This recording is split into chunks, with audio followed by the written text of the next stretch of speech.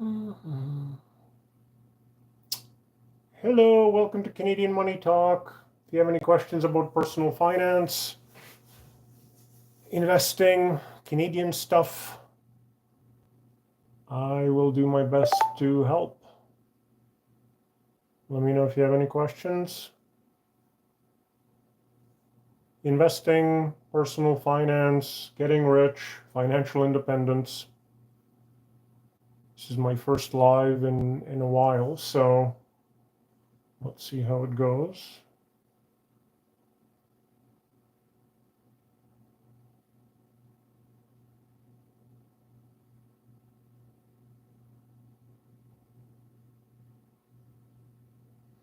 Any questions? Personal finance? I can look up a stock for you. We can talk one more time about tariffs.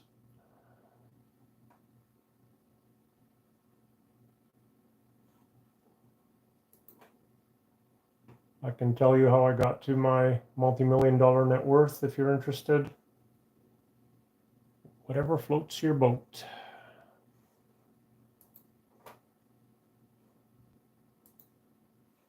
I don't just want to talk on a random topic.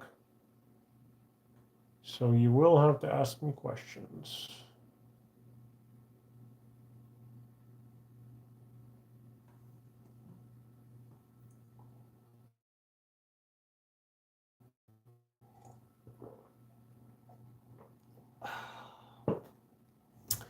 Hello, welcome to Canadian Money Talk.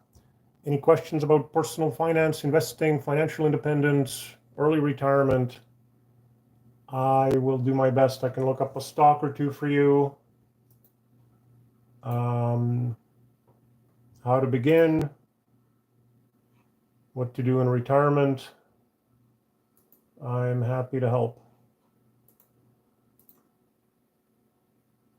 Any questions? Shizup says, hey, I don't know what UNC means. How are you? I'm good, thank you. I just came back from the dog park, walking the dog to get her nice and tired. Went jogging this morning again with her to get both of us tired. 79 Game says, how do you... Oh, geez, why do people...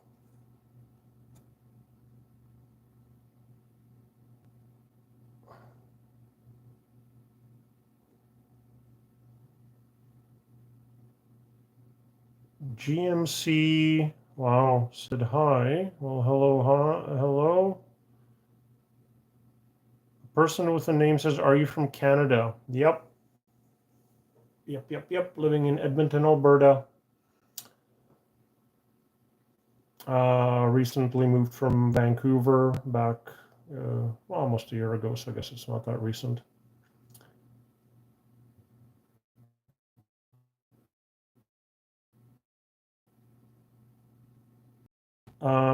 Shazab says, I have a big problem. I spend too much, like I can't save money even if I want to. What should I do? You know what? Like I'm so far on the scale of not spending money. So not bragging, just to give you context, my net worth is 6 million, over 6 million. Last year I got like 159,000 in dividend income without, like, I haven't worked for 5 years, so I'm basically just enjoying life at this point, and I still can't spend money. So it's I was born in Eastern Europe. My parents, especially my mother, were super frugal. So I'm sort of on the other side of the scale. Shazabe, sorry if I'm not getting that right. I would really suggest to get a budget where it's like, this is my, you have some payments on whatever you have. Some of those things are fixed. Groceries, up until recently, I was able to be under $75 a week for a single person. Now I'm sure it's much closer towards 100.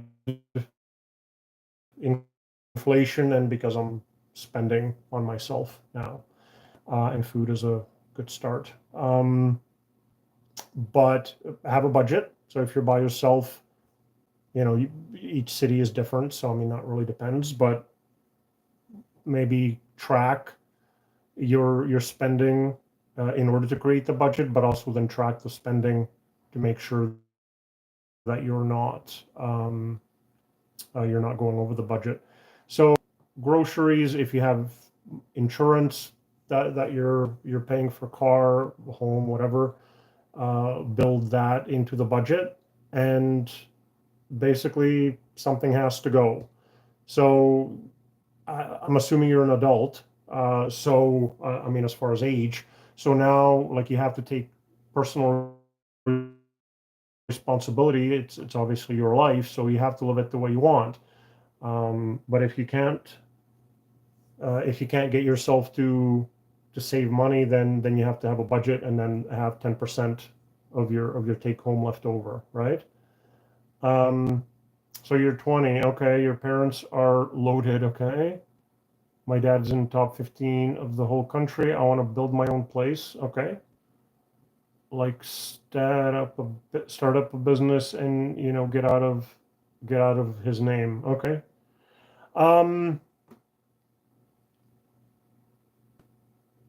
Yeah, I mean it's like going back to when I was 20. I mean, I would have been in university, so I was living at home. I mean, just like you are. And I was just trying to get a degree at that point. I had a scholarship, so I wasn't spending money on that. Living at home, I wasn't paying for groceries or anything really, which I'm grateful for to my parents. I mean, that definitely gave me a leg up rather than maybe having to work if I moved out and was paying rent somewhere. So yeah, like do a budget. There's a 50-30-20 budget. Well, where 50 is the necessities, 30 is the nice to haves, and then 20 is the saving and or investing. It sounds like you're saving to build your own place, and if you want to do it sooner rather than later, you probably want to be in fairly safe stuff so you don't get much volatility. But a budget, or like when you're 20, you are an adult, right? Like you're able to vote, you're able to sign your name and be responsible and so on. So my point is you have to have self-control. And I know that for some people, money is an emotional topic and it's just kind of more of a soft skill. I'm just like, hey, you know what you have to do it, right? Like if your friends want to go out, say, hey, I'm sorry. Either you buy the booze at the liquor store and come to my place, or we go to one of your places, but like I can't spend $200 on booze and then feel crappy the next day. You know, I don't know how else to put it. Like if you do the budget and you spent the money, then you can't spend anymore. So if it's on groceries, that's kind of tough. I'm assuming maybe you're eating at home anyways. If you have a lease on a car, cars are expensive in general. Leases are kind of the worst. So if you can maybe get out of it, and then buy like a reasonable used car, I don't know what all of it is, but anyways, I'm hoping I'm helping. If not, ask me a little bit more. A person with a name said Alberta cool. Yeah, so far so good. The winter wasn't that harsh and it was pretty cold, but I actually like the cold. Jimmy John says, hey, welcome back. Yeah, I kind of stepped away from YouTube and TikTok. I have to be honest. It was pretty time consuming and Dempsey says liberal or conservative. And before I get into that, Shinsub says Shezabe. Again, my apologies. Thank you so much. That's amazing advice. I'll surely work on it. I think that's fairly common, like the 50-30-20 budget. Um, like honestly, if you're living at home and all your expenses are being paid, I'm assuming again you're working and you got some income, like all of that should be getting saved and invested depending on your time frame. Um, it really should be a, a godsend that you're living at home and you have this opportunity to really get a head start in your life. For some people, it's an excuse to buy a BMW and party. So it just depends on who you are, if you're able to stick to something, and what your goals in life are. So it's really up to you. Like you've identified, don't actually want to buckle dirty with friends or whatever your thing is. Um, you know. So anyway, Dempsey says liberal or conservative. I I voted conservative, but only because I'm assuming you're Canadian. You're asking about the last election, but only because the Liberals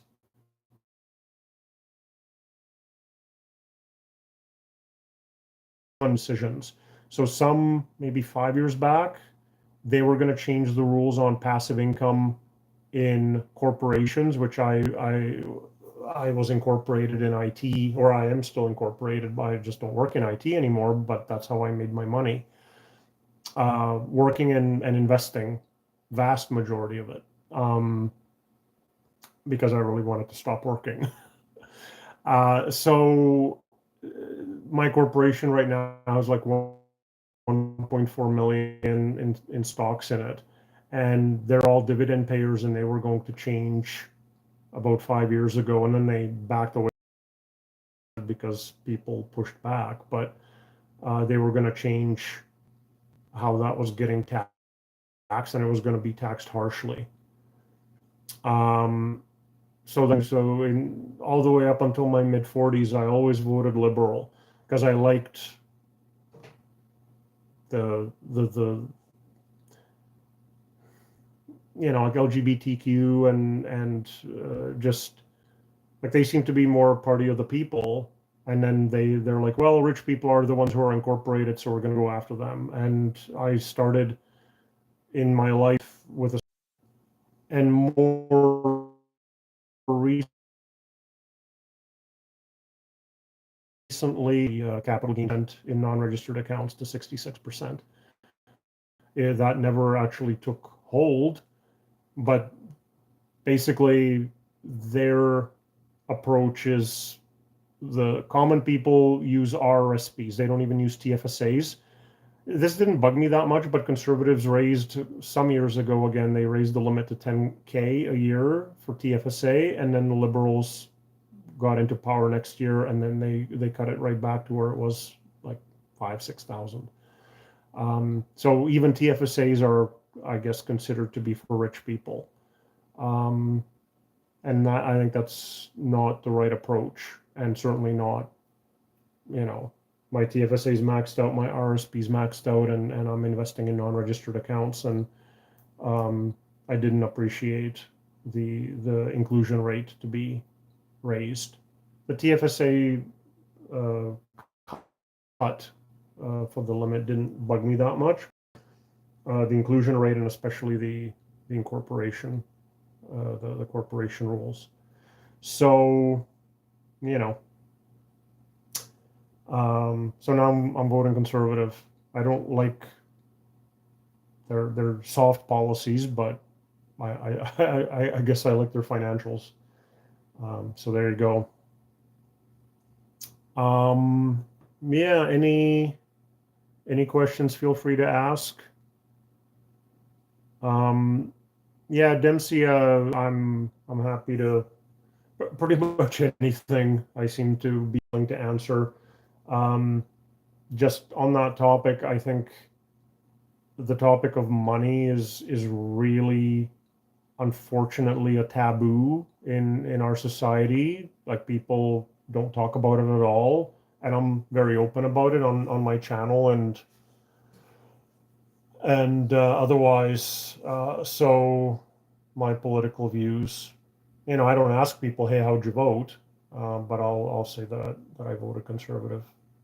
Um, yeah, I definitely didn't like Polyev, like personally.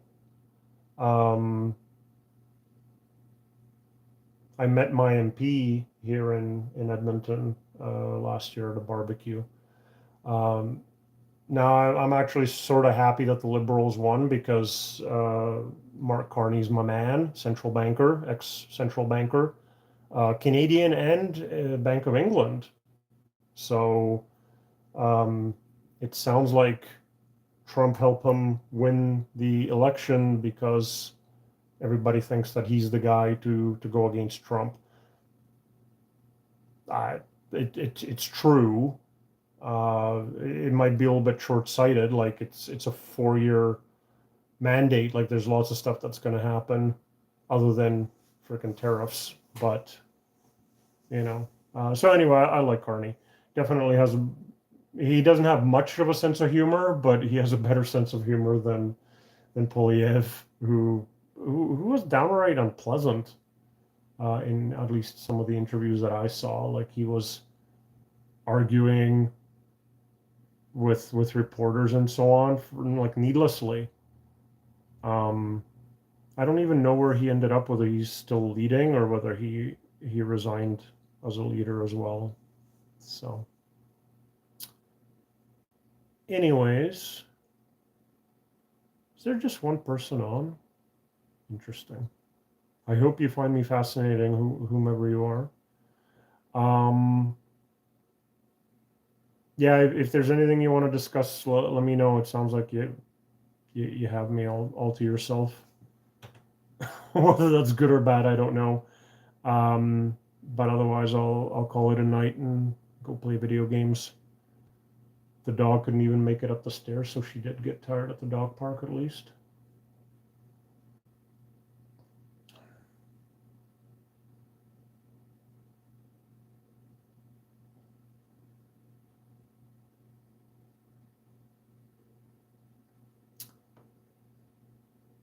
Sometimes there's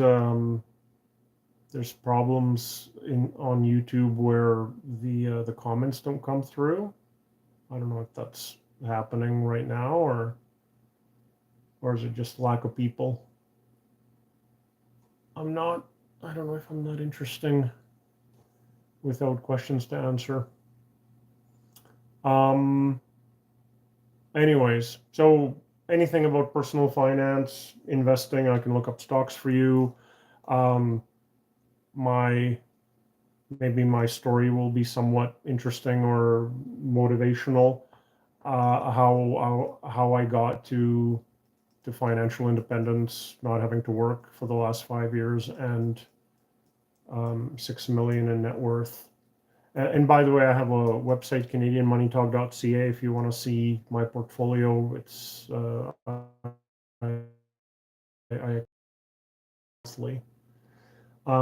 yeah, anyways, so basically, I was in a job that I should have quit, and I didn't because the commute was short.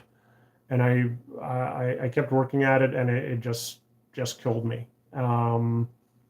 And then I changed jobs, but already I kind of had it in my head. If I was making 70 grand at the time, working as a team lead for business analysts in IT um, at a Canadian credit union, and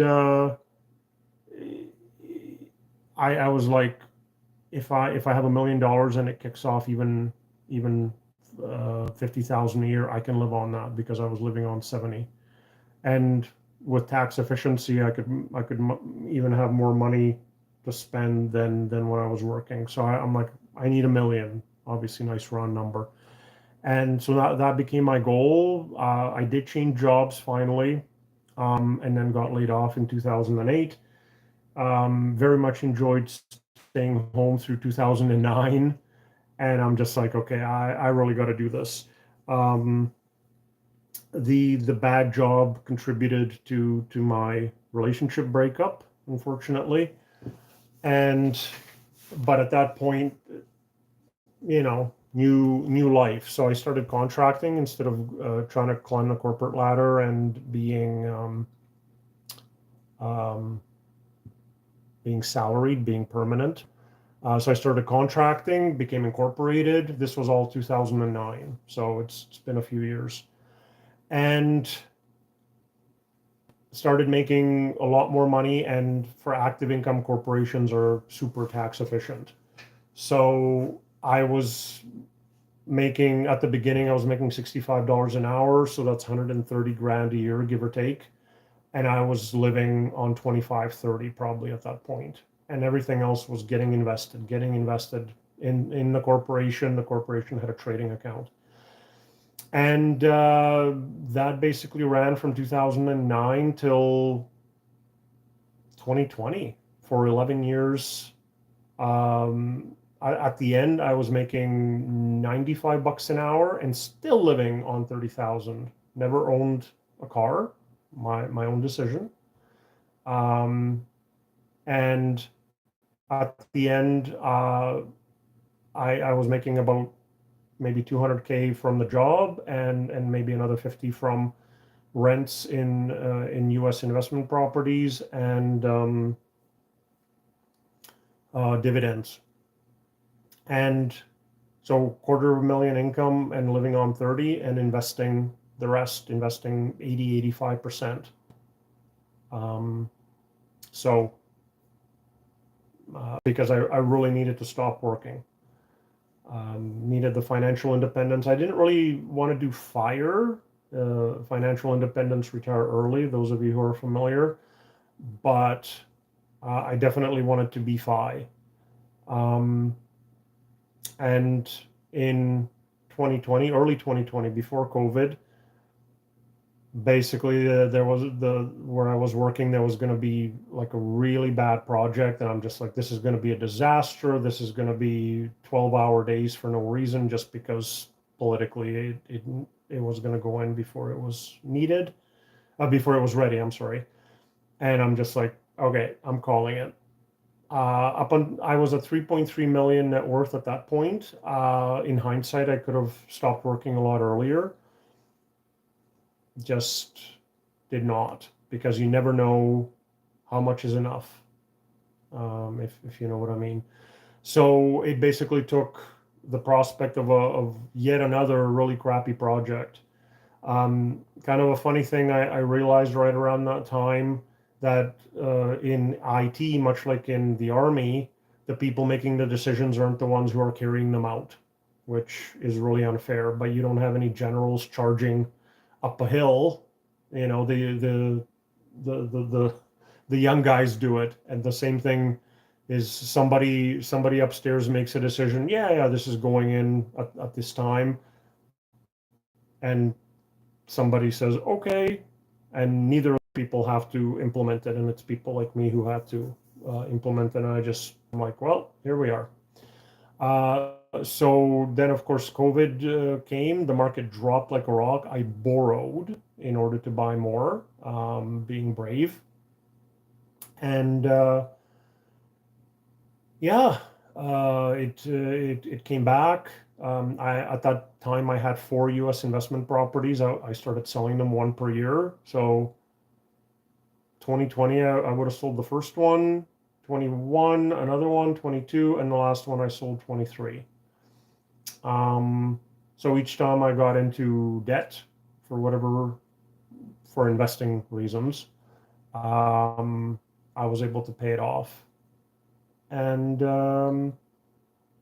yeah, then I started a YouTube channel, TikTok channel. I think TikTok was maybe 22, maybe 21. I can't remember, but YouTube was in the summer of 2020.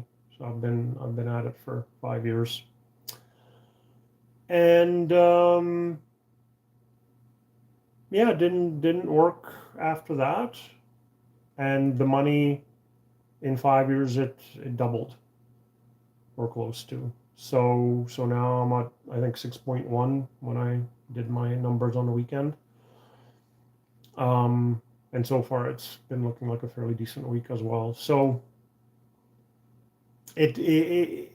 financial independence really takes just motivation and then sticking to it.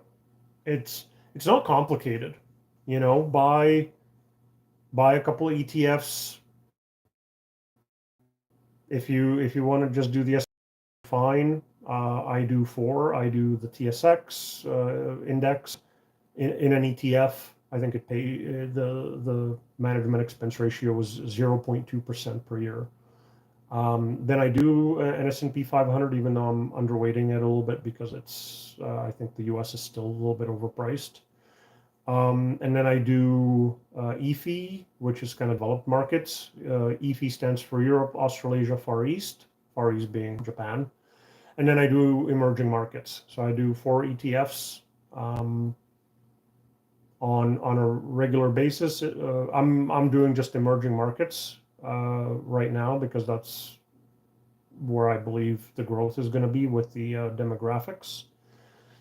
Young growing population, working and being pulled out of poverty, while the developed markets in US and Canada, if we didn't have immigration, the population wouldn't grow.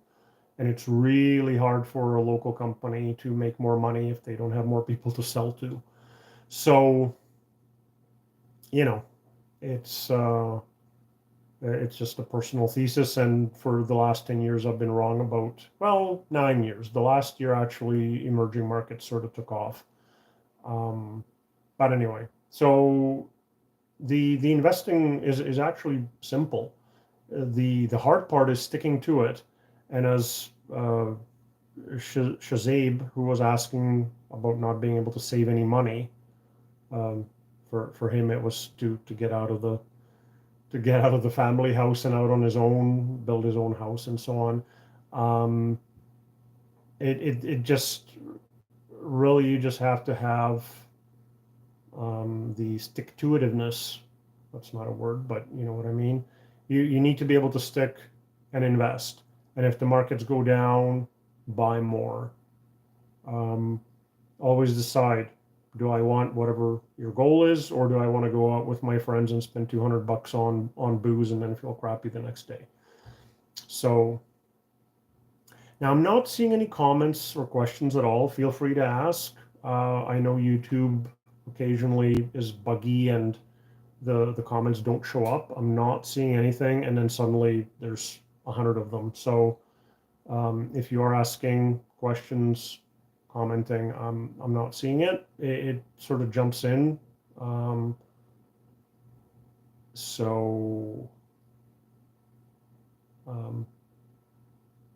I don't think I've seen a new comment for about at least 15 minutes. So anyways, if one of the people who's on, if you could just say hi, maybe to see whether what's happening with the comments, but I'm not seeing anything new. If you do have questions, otherwise there's only so long I can ramble on, even though it is fascinating to talk about myself. I'll tell you my opinion about tariffs.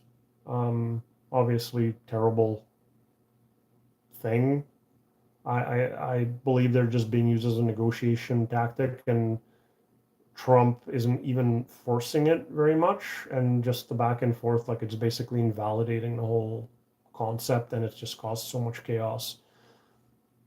He could have used it to force maybe better deals. I think he just wanted to redo trade deals, to say, I'm the man, I got you the best deal, best one ever, and that's it. But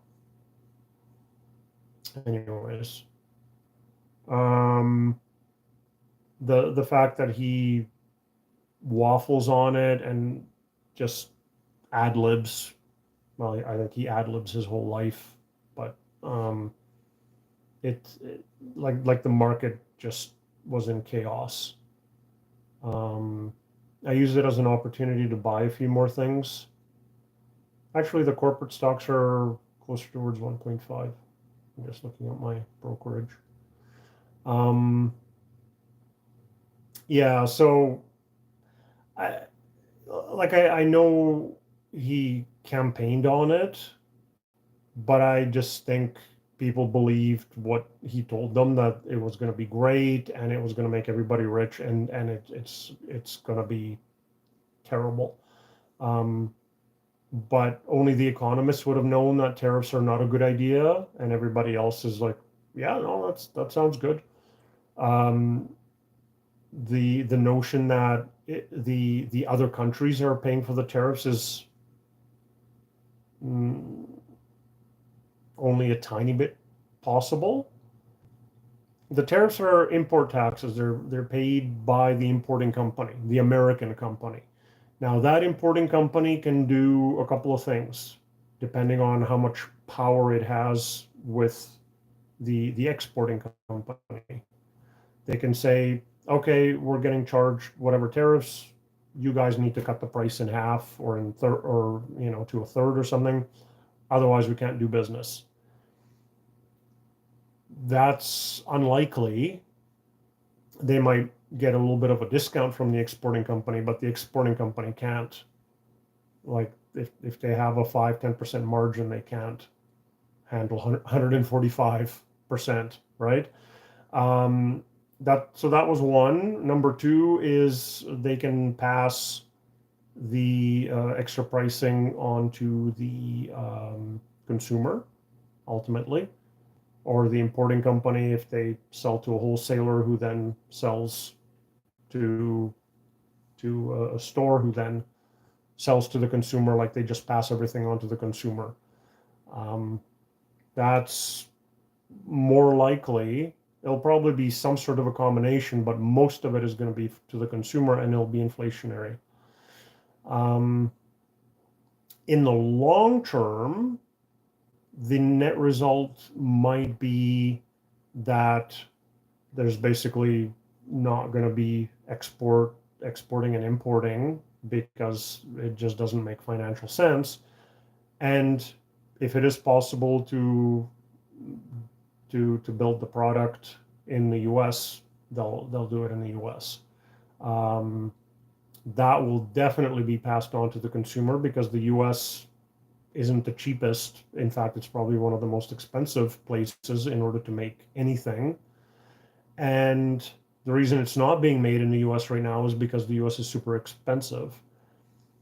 And so over the long run, you can move the manufacturing to the US, which is something that Trump has been yelling about. But it'll take time to build factories, whatever it is. Some things are not even going to grow, like bananas are not growing in the US, I believe, right? So some things may not even be able to move to the US. And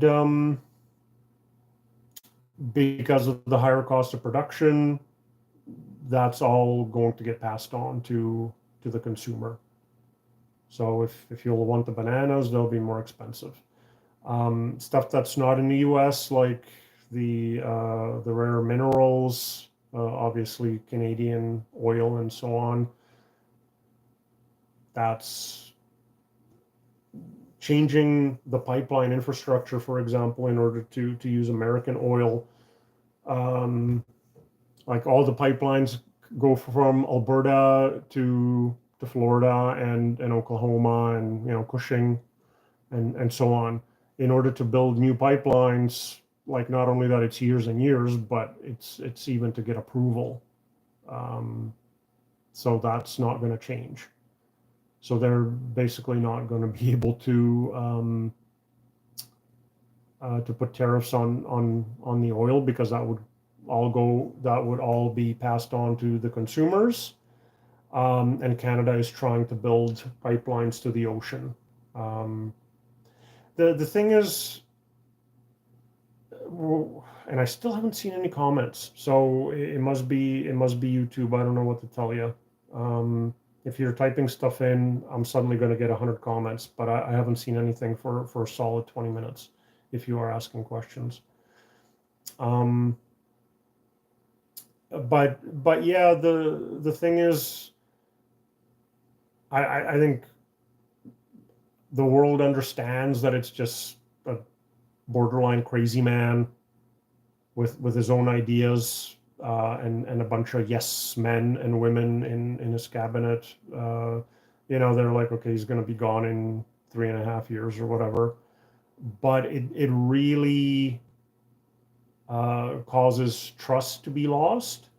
And each time something like this happens, the exporting countries evaluate, is this worth the hassle compared to changing the supply chains?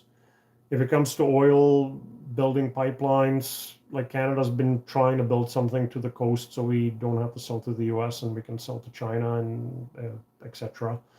Like that's been a work in progress for the last 30 years, and oil is basically taboo, and you have to get so many permissions and so much consultation, and then it takes years to build the pipeline. So, even that's probably not going to happen. But we're sort of thinking, do we want to put up with this? The next maniac gets in power in the U.S.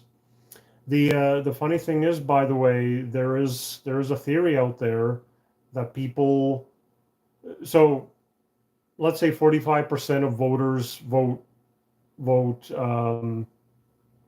Democrats and 45% vote Republican, and they're going to do that no matter what quality of person is running for president.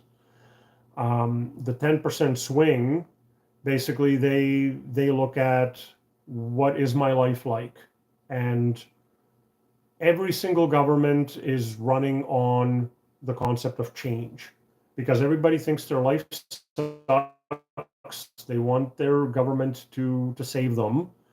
And the government, in order to get elected, will tell you, yeah, we'll save you. We'll cut the price of eggs. We'll do everything day one. And it's like a total lie. Like the president doesn't affect the price of eggs or of gasoline or anything really like that. But people's like, yeah, this government's going to save me. It's going to make my life better. And so what happened was during Biden, you had inflation, which wasn't anybody's fault. And Kamala didn't really distance herself from Biden out of loyalty, which, God bless her. But they're like, well, she's just going to do the same thing and look at the prices in the grocery store. And like, there's nothing that the president affect, like, without declaring martial law and have price controls, and having a black market spring up for eggs, you're not going to get any changes in that. But people thought, well, I get mad every time I go to the grocery store. I think they forgot about the salary and wage raises, right? They finally thought, hey, I'm finally getting up in the world, and then they went to the grocery store and it's like, oh crap. So they got mad every week when they went to the grocery store, and they basically thought Kamala is the one who caused the inflation along with Biden. We're voting Trump. And he promised them everything. He told them about tariffs, but he didn't. But he basically just said, "Yeah, this is going to be the greatest thing," and they all cheered, and they have no idea how the tariffs actually work. So here you go.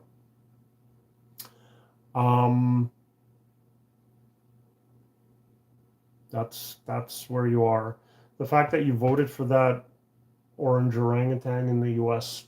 twice is not increasing my opinion of the U.S. people. I have to say, I still have significant stock investments, and no longer the real estate, but I still have stock investments in the U.S. And I was just like, should I just be selling this? Like, just like anybody who's had one term of this guy and put him in there again. I don't know whether he's doing all the nasty stuff first, so people forget about it by the time 4 years rolls around, and in the next election they'll just kind of give the nice things at the end of the 4-year term, or what. But anyways, so again, I'm just filling up time at this point because I can't see any new questions. I don't know whether that's a YouTube stuff. I've had that happen multiple times, and then suddenly a whole bunch jump in. I haven't seen anything for at least 25 minutes now. I'm gonna see if I can.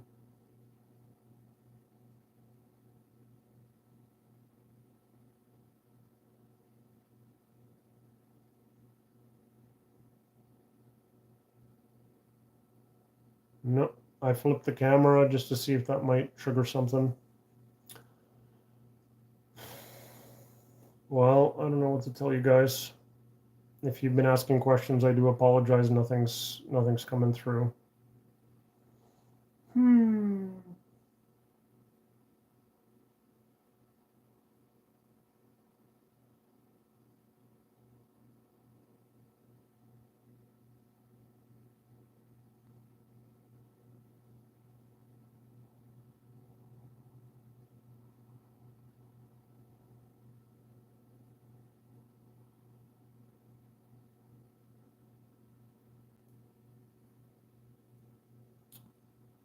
Well, okay. I do see a few more from 25 minutes ago. Dempsey was asking, what age should you start investing, including children ages if applicable?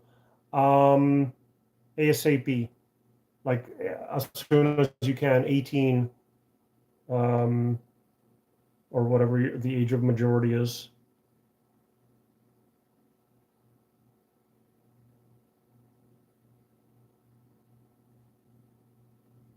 Okay, so more questions did come in and it didn't show. It's buggy. That's too bad.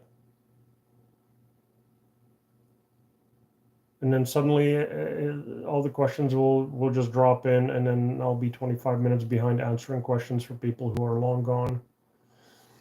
Okay, I'm gonna call it a night. It's been disappointing as it has a few times previously. I don't know what to do about it though. I'm sure it's not a switch or anything.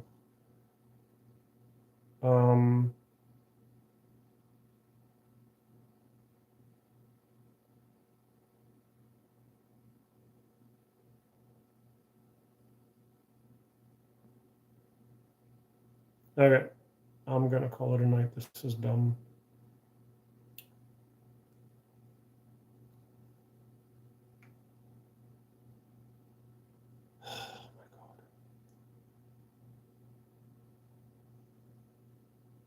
Okay, well, for the two folks that are still on, sorry. I thought this was going to go better. I haven't gone live for a while. Just kind of taking some time for myself. And this is not the way I want it to go. All right. I can't tell you when I'm going to be on next, so you'll just have to watch for notifications, I guess. All right, everybody, have a good night. Sorry again.